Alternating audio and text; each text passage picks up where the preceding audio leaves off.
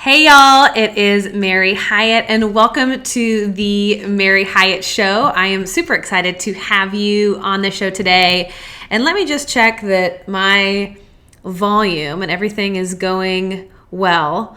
I'm still working on my mic situation. Do y'all know anybody who can help me with that? Let me just double check that we are good to go before we actually get into today's episode, which is all about how mirror work can truly change your life.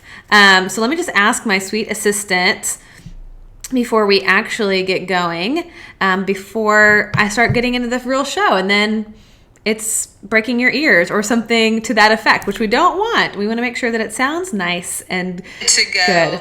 Let's see. Before we actually get into today's episode, which is all about I think it's actually pretty good. I think we're doing all right. Okay, so let's go ahead and get started. And before we jump in to all of the content today, I want to make sure that you know about my podcast. It is available now, the Mary Hyatt Show podcast. So if you have a hard time grabbing your YouTube and having the ability to watch the video, and maybe you want to actually just watch or listen to the audio when you're in your car or for your convenience. So if that is the case, head on over to iTunes, SoundCloud, Google Play, and make sure to grab my latest episode on the Mary Hyatt Show podcast. And of course, I will always ask for a wonderful raving review from you guys. So make sure while you are there to subscribe to the podcast. And if you're on iTunes, this is really easy to rate the podcast. All you have to do is scroll down and you can rate it, 1, 2, 3, 4, 5 stars. Hopefully it is a absolute 5-star. And if you want to go the extra mile, I would love it if you would write me a review, like literally write a review, talk about what you love about the show, so that way other people can begin to find the show. And as a third little step, I would love if you shared either this YouTube show or the podcast with one friend this week. So somebody you might be thinking about that could benefit from what we talk about on the show, could benefit from the content that we share here. And so I just ask you to go ahead and share this. You can put it on your social media. You can share the YouTube link if you want to. But if nothing else, just tell a friend about the Mary Hyatt Show. I would so greatly appreciate it. Okay, so without further ado, let's begin the official Mary Hyatt Show.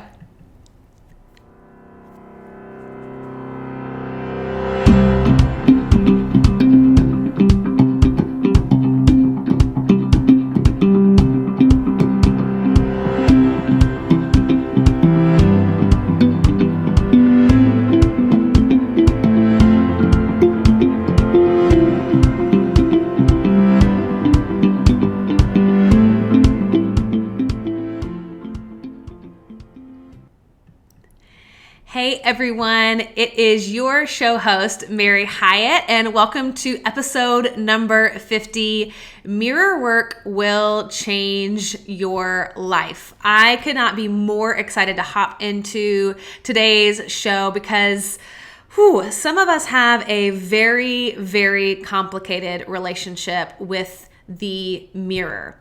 Oftentimes when we look in the mirror and we are starting our day, kind of the only experience that we know or have had is where we look in the mirror, we sort of see what we're wearing or we're seeing ourselves in our bra and underwear, and y'all know what happens. We go through this laundry list of judgments, this laundry list of ways we don't measure up, ways in which our body is inadequate, ways in which we truly are flawed, are broken. And I know that for me, as you guys kind of know my journey a little bit, I have been on a journey of self-love and body acceptance. And when I started this journey, I was about 80 pounds heavier than I am now.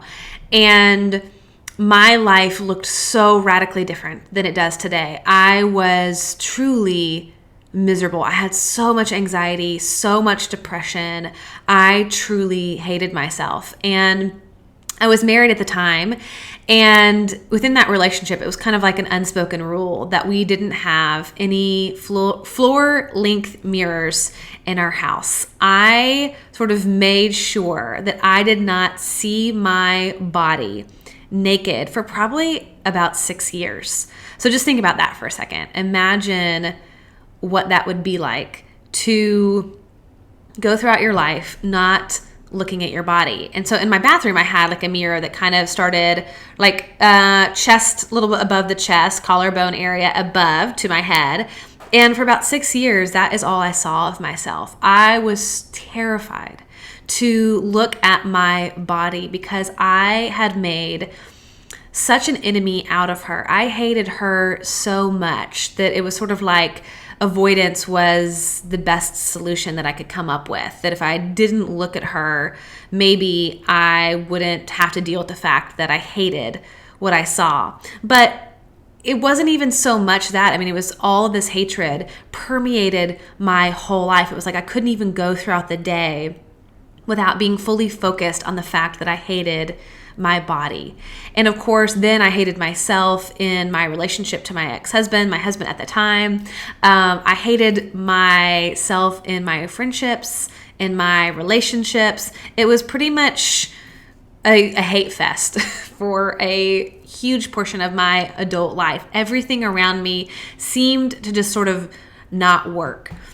And I remember turning to a couple books that really changed my life, and they were all written by the sort of guru of self-love, the guru of affirmations, Louise Hay. And hopefully you are familiar with Louise, but she is she's passed now, but she is just a ray of light and a ray of love. And she teaches people how to be able to look at themselves and to be able to say the words, I love you, and to truly be able to receive that as truth.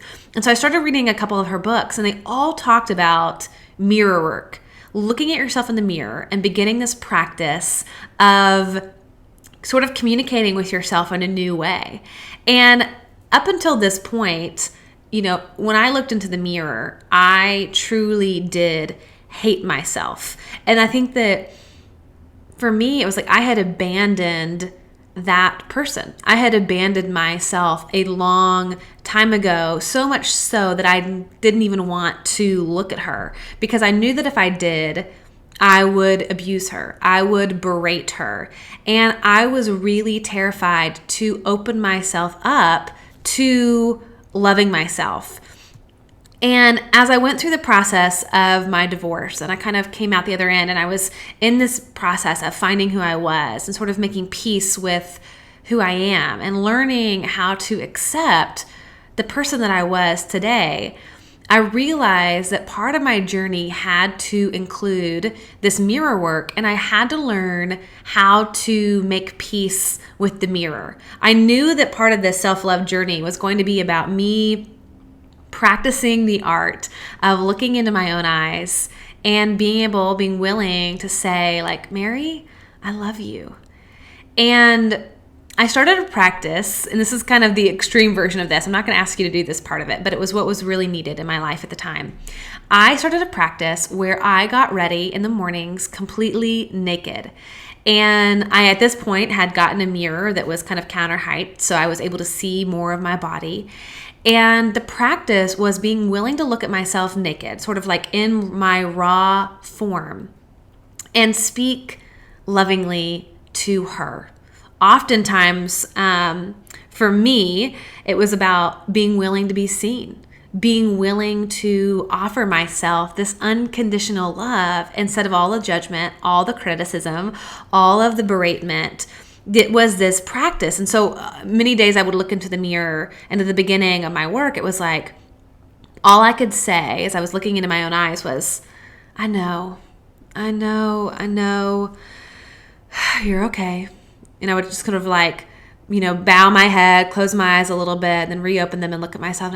And I would just say, you're okay. You're okay, sweetie. Like, everything is going to be okay. You're still here. We're doing this together.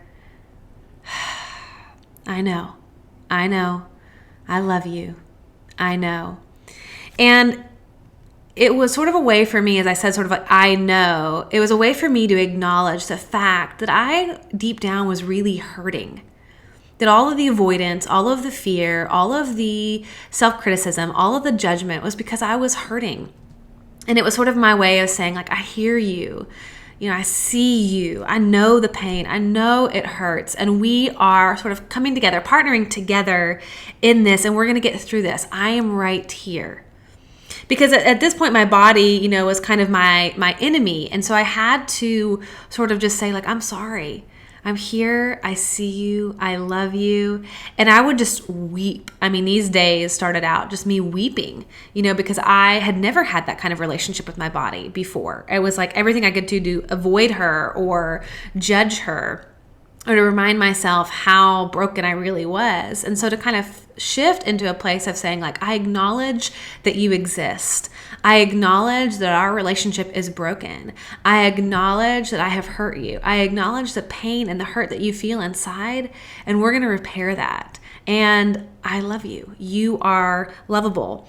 And if you've done any of this kind of work before, it's kind of like this practice for me was actually speaking to the little girl inside of myself that somewhere along the way was either told or learned to believe that something was wrong with her, that something needed fixing, that something was flawed. And so I was really like going back in time to sort of affirm that original place in that person that I was at that time, where I sort of bought into this misbelief that I wasn't enough, and sort of coddle her, love her, show her tenderness, show her compassion, sort of, bring it back to restore this relationship.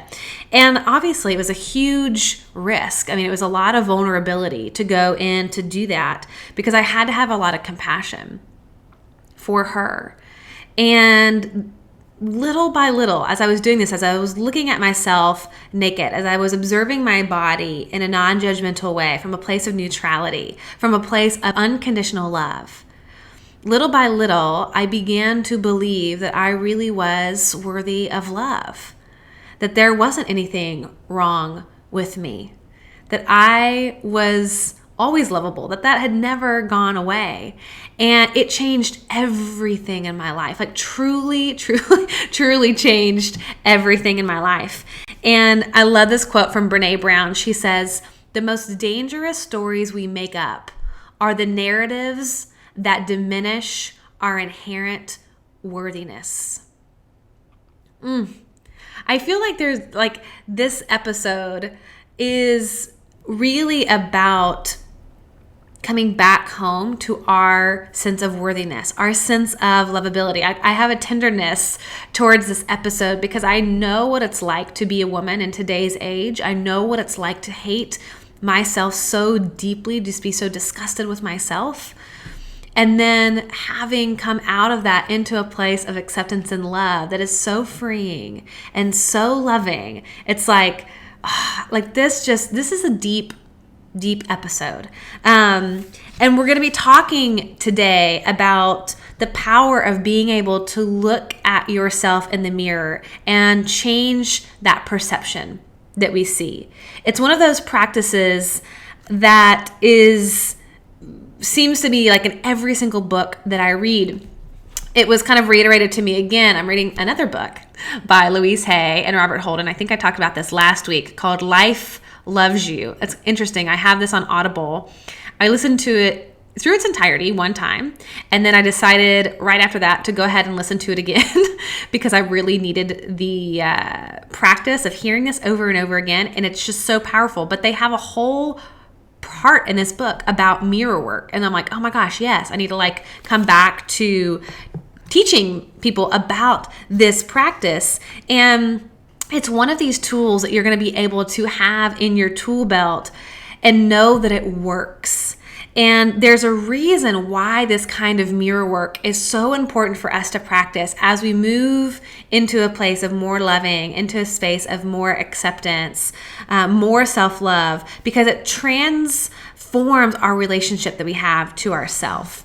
And I know y'all know this, but the sad reality is that most of us are walking around with this deep belief of the myth of inadequacy, this belief that we are flawed in some way. And I know that from working with my one-on-one coaching clients that it is the most basic core fear that we all have.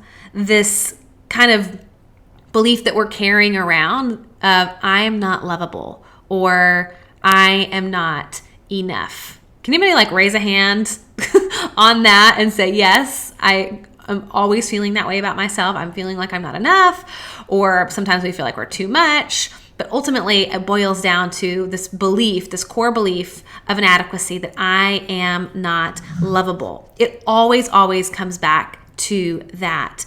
And when this is our most basic, fundamental belief, like if we have sort of at the base of our foundation, all of our core beliefs that we sort of stack our thoughts on top of, we stack our behavior on top of other beliefs.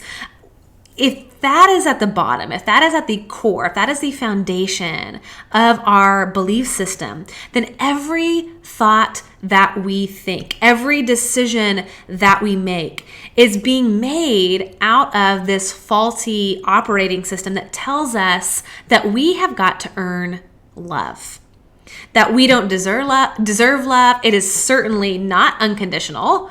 And we have to do something to fix ourselves in order to receive the love that we are craving. And for me, when I think about this, it's actually like really heartbreaking that our lives are built upon the foundation that we aren't lovable, that we are broken, and that we need fixing. And so I kind of want to further this understanding a little bit and go a little bit deeper and talk about what Robert Holden and Louise Hay talk about in Life Loves You, called the mirror principle. All right, so the mirror principle, it teaches that your relationship with yourself, so your relationship with yourself, what you believe about yourself, is mirrored in your relationship with everyone and everything. So imagine that. So what you believe about yourself is mirrored out there in the world with everyone you meet and everything that is out there. Like your relationship to yourself or how you see yourself shows up in every area in your life. Everything in your life is just a mirror of your internal state. I remember when I started to notice this, it was like, oh my God, it was a total light bulb moment for me.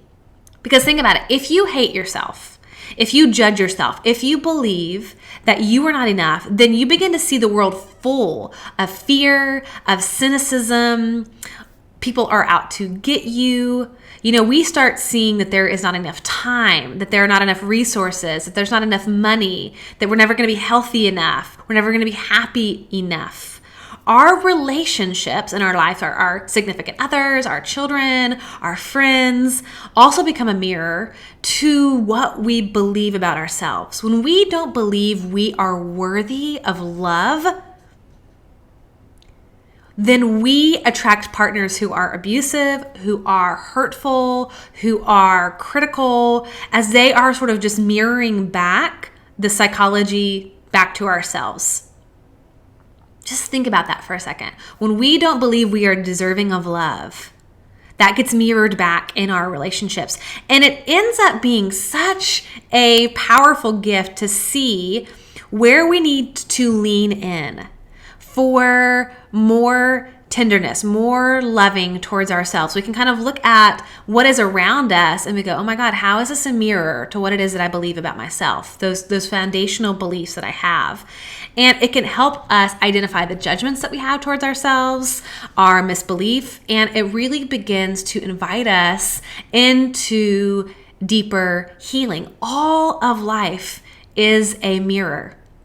I remember when I was in Peru and I was working with our guide there, and I have a nonprofit in Peru, and I host these amazing 10-day self-discovery retreats in Peru, and we go through all these amazing sacred sites and do these beautiful healing meditations and a lot of core self-work. And we have a guide, his name is Christian, and he's my contact there. He runs the nonprofit and he leads these retreats with me.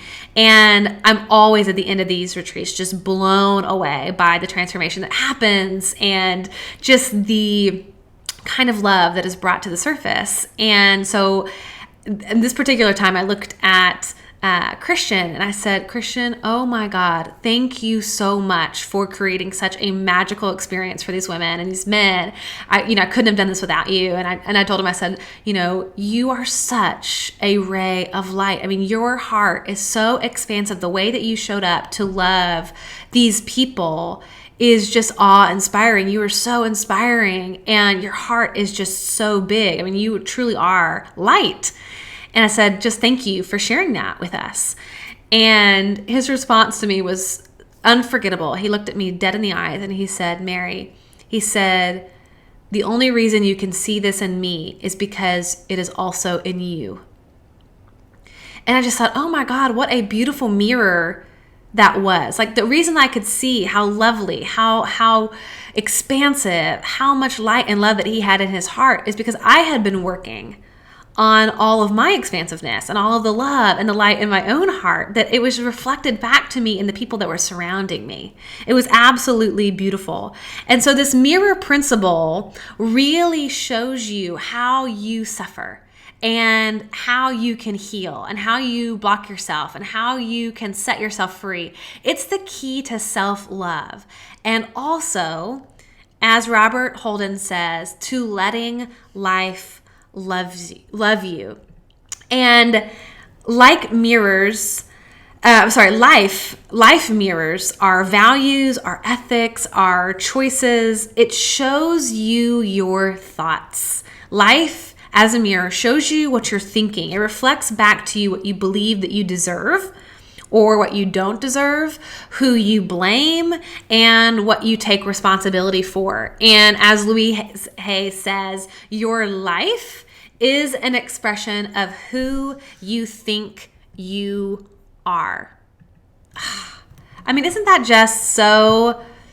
just like mic drop? It is an expression of who you think you are. The most powerful thing that we can do is the most powerful thing we can do to change our external experience of life is to change how it is that we see ourselves. And we can do this through that mirror work. When we change that, we change our whole lives. I mean, it's just like, oh my gosh, it's amazing how this happens. So think about this for a second. Imagine if you believed that you were lovable. Imagine that you believed that you were worthy of good things, that life was here for you, that nothing was broken inside of you, that nothing needed to be fixed, that you were enough, that everything about you is loved and lovable, that you were fully capable enough, smart enough, pretty enough, good enough right now. What would happen if you believed that in yourself? What would happen in your life if you believed that about yourself? What would change?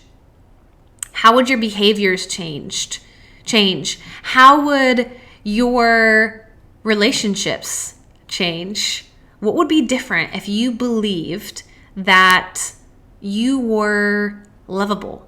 What would that mirror of your life begin to look like? What would you attract? What would you bring in? And as A Course in Miracles states, perception is a mirror, not a fact. And what I look on is my state of mind, reflected outward. The good news in all of this, even though that can feel a little daunting, the good news is that who you think you are, what you quote unquote see in the mirror, are just opinions. They are just judgments. They are just criticisms. They are not true. And I like this little quote from Louise Hay, kind of helps me as I'm thinking about this. She says, the mirror wasn't judging me. It was me who was judging me. Therefore, I didn't need to be afraid of the mirror. Which means that these thoughts, these judgments that we have, it's not reality, it's not truth, right? It's not the mirror that's reflecting back truth. It's just our thoughts. It's just our judgments. It's just learned criticisms. The good news is that can be updated. You can choose different thoughts about who you are. And we have to do this constantly, sort of update our identity and take responsibility on how we define who we are, because it is not objective. And really hear me when I say this. It is not objective that you are dumb, that you are ugly, that you are fat, that you are gross, etc. You do not have to choose to believe that about yourself. Just because you think it doesn't make it true. Or just because somebody else has said it to you does not mean that it is true, no matter who told you in your past or what society says. You are the thinker of your thoughts. You define who you are. You define what is true. Your beliefs are your beliefs and no one else's. And I can promise you this, that so much of the suffering that you are experiencing right now is coming from believing that you are not lovable and that you are not enough. That is a seed foundational belief. And it's time that we sort of like say, hey, this is bullshit. It doesn't feel good. I don't want to continue believing this about myself, and it needs updating. And the truth is when you think about the ways in which you judge yourself, so when you look in the mirror and all of those criticisms, all of those judgments only have power over our lives if we choose to identify with them, when we choose to see them as true. But that's our choice. It's just an opinion, and there are so many more possibilities to consider as we look at ourselves. And just because you've been telling yourself in your whole life that no one is ever going to love you until you lose those last 10 pounds does not make it true. Just because you've been telling yourself that for a woman to invite you over to the neighborhood book club, you have to have your lashes done, doesn't make it true.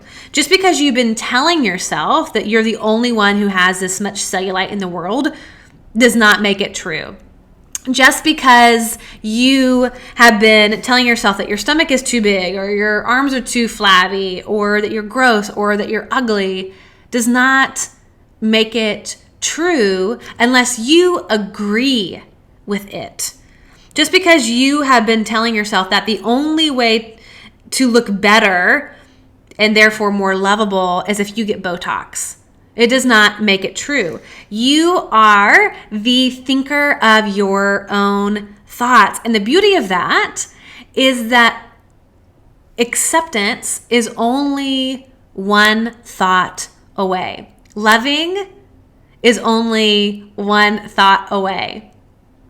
That is the good news, that we can shift and change these beliefs about ourselves to something that is more powerful. But we have to put a few practices into play in order to sort of shift these thoughts. So I want to kind of walk you through what that looks like to practice this. But before I jump into that, I want to make sure that you are signed up for my newsletter. So if you are listening to the podcast, you can simply go to maryhyatt.com and you can sign up right there for my newsletter, because I have some amazing retreats coming up that you are not going to want to miss. And obviously, you guys know by now that I am not on social media, so I will not be announcing it through Facebook or Instagram. The only way you're going to know about these amazing transformational retreats is going to be through my newsletter. If you are watching this on YouTube, you can grab the link in the video description, click on that, immediately sign up. You're also going to get a free ebook of the 5 mistakes you're making with your affirmations as my free little gift to you, and sort of walk you through how to create powerful affirmations step by step. So make sure that you do that so you don't miss out on the announcement of these amazing retreats, and of course, all of the other great and cool stuff that I'm doing and ways I'm partnering with different people. That is a way to stay connected so that you don't miss out on anything. Okay, so let's go ahead and talk about the 3 practices to shift how you see yourself. Now, the first practice is to shift your most basic belief. Your most basic belief. So we have to shift Our most basic belief to the real truth, I am lovable. Like I said, we all have this basic fear that we are not lovable, that we are not enough. And when we keep operating out of that basic fear, love has no place. Love cannot enter. There's no space for it. Even when love, abundance, all of the good stuff comes knocking at our door, we can't accept it and we can't receive it because after all, we believe that we don't deserve love or goodness because we don't believe we're lovable. So the only thing that we can accept at the end of the day is what mirrors that belief that we're undeserving. Our relationships mirror that. Our financial state mirrors that. Everything in our lives, our friendships, our daily dealings, how life happens, mirrors this basic belief that I'm not lovable, which is usually like very dysfunctional relationships, including our primary relationship with ourselves. So the first practice is to really rewire our brains to believe the opposite of this fear myth, and to start repeating and affirming regularly, I am lovable and life loves me. I am lovable and life loves me. And as Louise Hay says, she says, when you feel lovable, you experience a world that loves you. The work here is not to change yourself or to become worthy or to become lovable. You already are. So just take this in for a minute and really hear what it is that I'm saying. Y'all, nothing needs fixed. And this took me a long time to believe that. And it's actually something that I'm still continually working on. Always, I just had an amazing coaching session with my coach. And I'm still dealing with this. I'm still trying to sort of root out this core seated belief that I am not enough. And I do a lot of work around this, and I have shifted so much of my belief system. But that is why it's a practice. It's a practice of coming home to our true identity. And we have to tell ourselves this constantly because we have had so many years of believing the opposite. And I have reminders up on my mirror in my bathroom. I have it reminding me daily on my phone with alerts that are saying, Mary, you are lovable. I say this every single day when I meditate. The more I say it, I know that it becomes easier and easier to begin to believe it for myself. Because after all, what do I have to lose by believing this? Because when I believe that I am not lovable, y'all, I am so freaking miserable. Like, I am depressed. I am anxious. I'm running around trying to prove myself. I'm running around trying to earn love.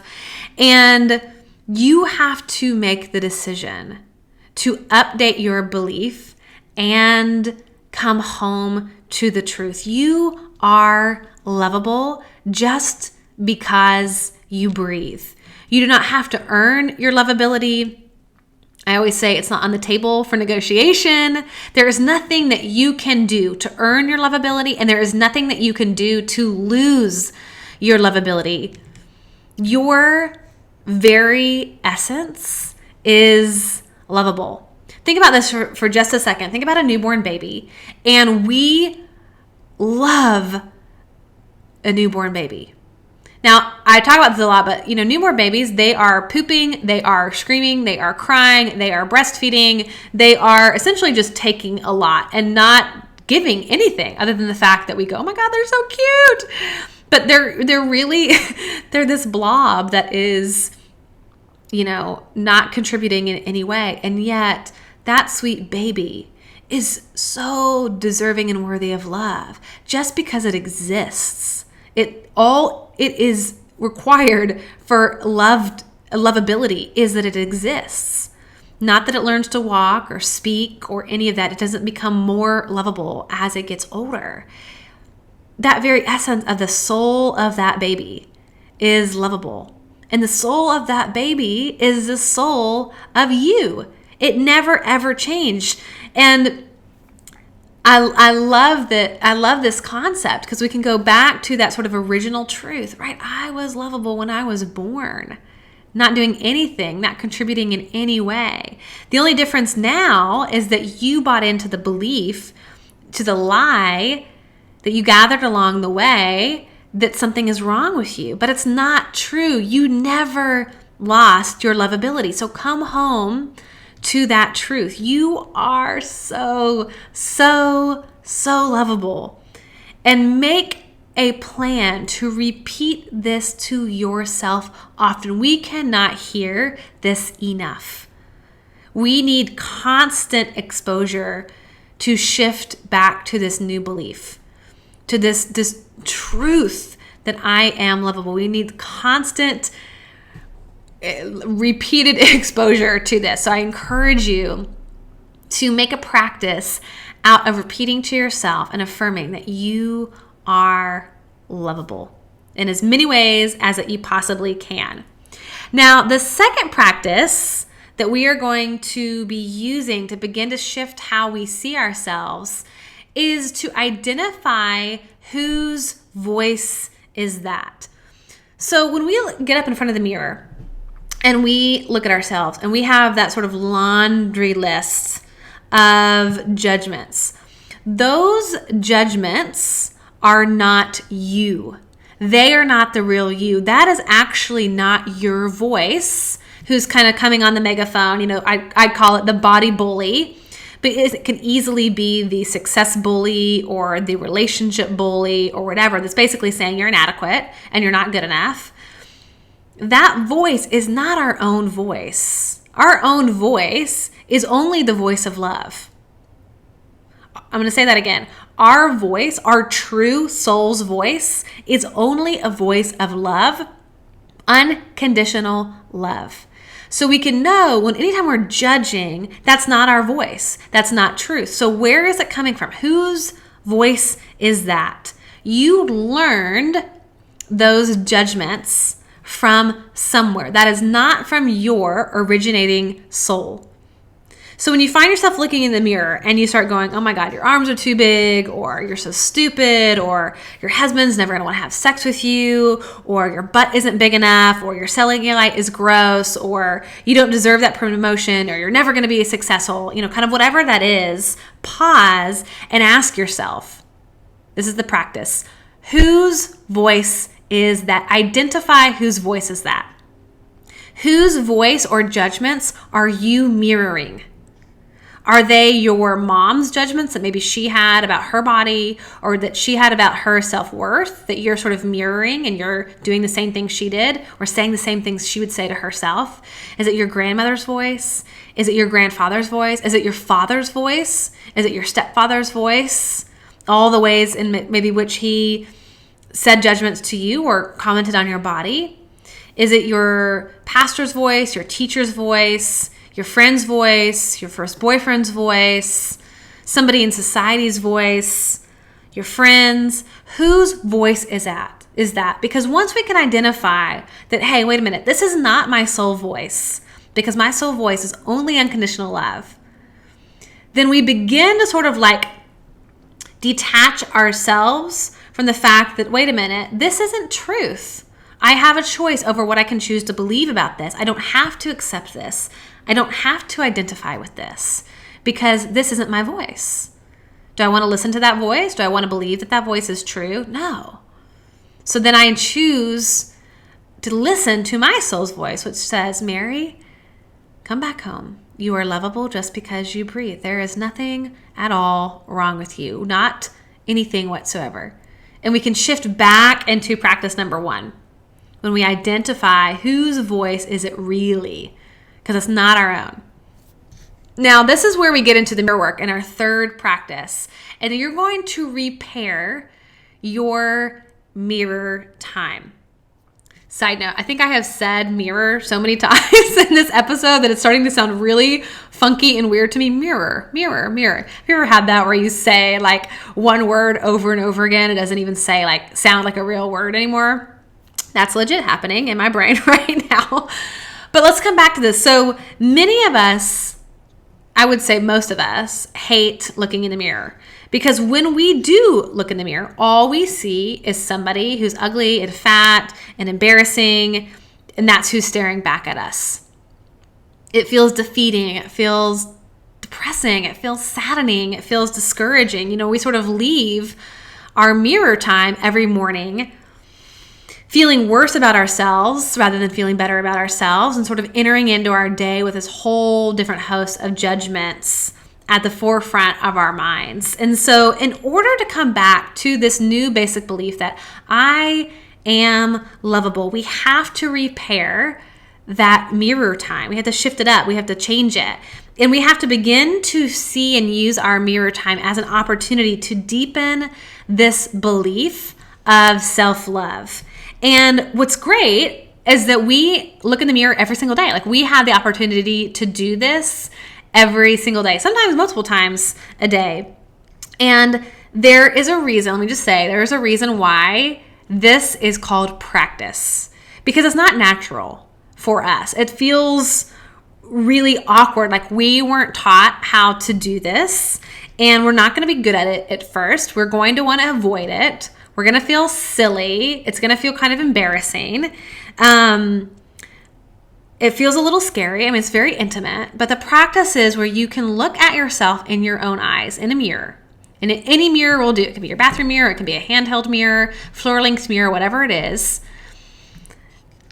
But you look at yourself in your own eyes and you say, Mary, I love you. When you can do this, it will truly transform and change your entire life. I know this because I have done it. I continue to do this. And we have to come to the mirror with a new question. So previously, you probably came to the mirror with the question, subconscious question, what's wrong with me? Or what needs fixing? So we have to change the question and begin to ask ourselves, who would I be without the judgments of my body? Or who would I be without these judgments? If I loved myself right now, what would that voice say? So we're taking a new inquiry to the mirror. Who would I be if I loved myself? Who would I be if I left out these judgments of myself? The work here is kind of looking beyond our physical appearance, and we're tapping into the soul. And as Cheryl Richardson says, she said, think of it as moving beyond the personality called you and connecting with yourself more deeply at the level of your soul. Mirror work is about shifting and searching into the soul.